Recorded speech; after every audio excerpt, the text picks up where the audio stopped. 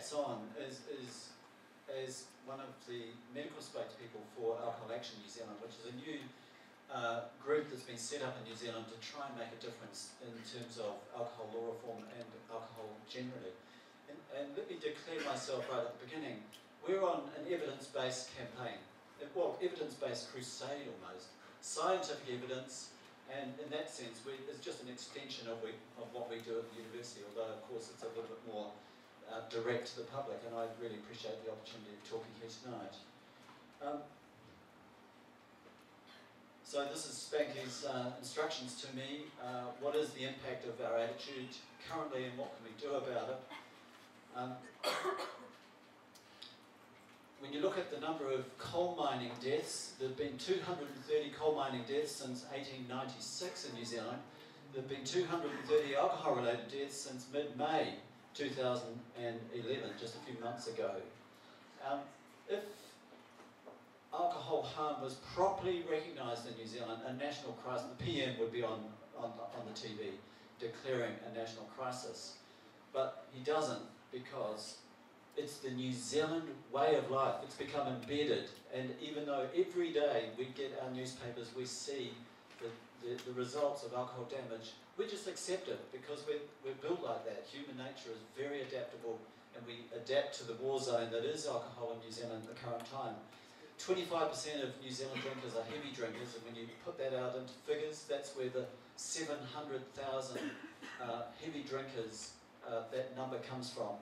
My favourite stat is probably the one at the bottom.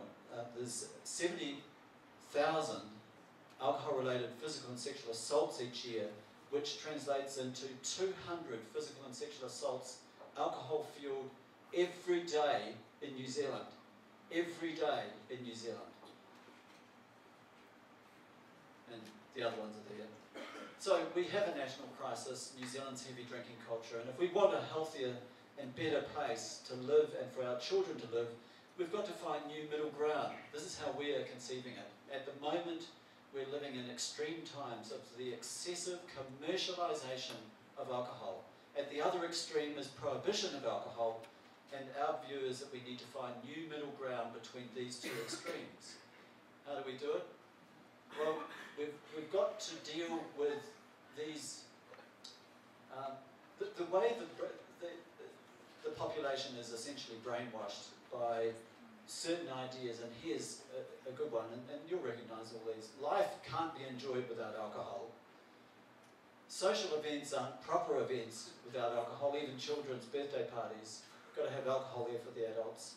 And to be in the in-crowd, we're mammals, socialisation and being part of the group is incredibly important for human beings.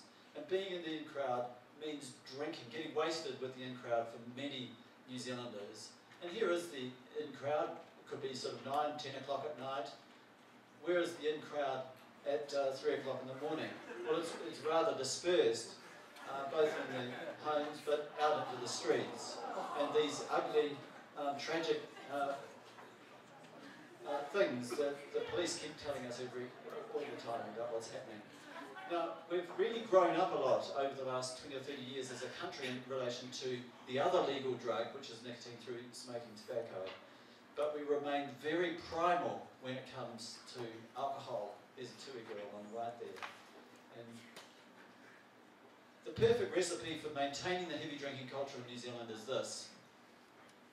Cheap alcohol, accessible to the young, accessible and normalised to everybody through supermarkets, pushed by advertising and sponsorship, having legal drunk driving so people can drive home, and have relatively poor alcohol treatment services.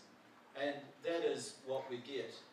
20 years ago, when we had the great liberalisation of alcohol, we were told we were going to become sophisticated drinkers, a very sophisticated country, like the French, in fact.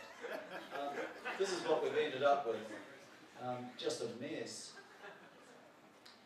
Sir Geoffrey Palmer is one of the key figures in the turnaround of the tide of alcohol and heavy drinking in New Zealand. He referred to the state of drinking as the unbridled commercialisation of alcohol. He pointed to, it's the commercialisation, it's the drug pushers, it's the alcohol industry that needs to be focused on in terms of needing change.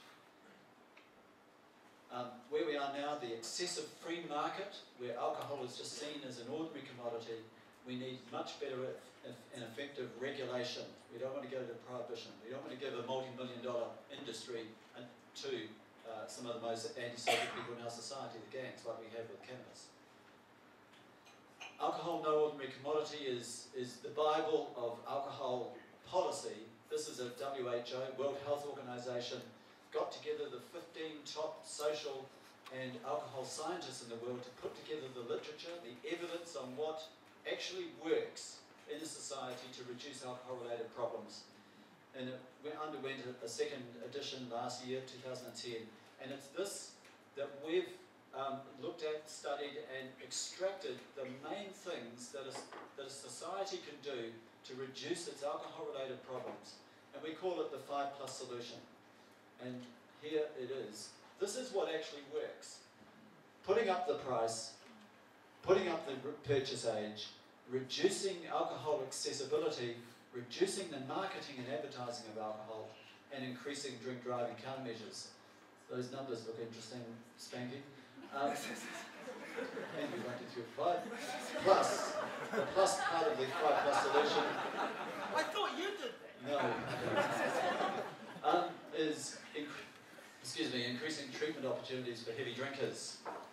And the Baber et al., they were the main people, and it's been confirmed in other research work. The 5+ solution. So the 5 things that I would do in order of priority are these, based on the 5+ solution, based on the best evidence internationally, is first of all, introduce a minimum price per standard drink of alcohol, and that would end the very severely discounted alcohol, the ultra-cheap alcohol in New Zealand. The second thing is to reduce the adult drink driving limit from 0.08 to 0.05 to get rid of legal drunk driving, which is what we have in New Zealand. The third thing is begin the dismantling of the drug-pushing ability to put it out and brainwash New Zealanders. The alcohol industry spends over $300,000 every day in New Zealand on marketing and advertising. That's an enormous amount of brainwashing. And I'm over my time, so I won't say any more than that, but I'm happy to answer questions. The fourth thing is to restore supermarkets to being drug-free. And the fifth thing is raising the purchase age. And remember, these are in order of priority. The heavy drinking culture in New Zealand is essentially an adult drinking culture. Over 90% of the heavy drinkers in New Zealand are 20 years and over. And that's why the main thrust has to be towards the adults. So thank you, Spanky, and I'm very happy to answer any questions if there are.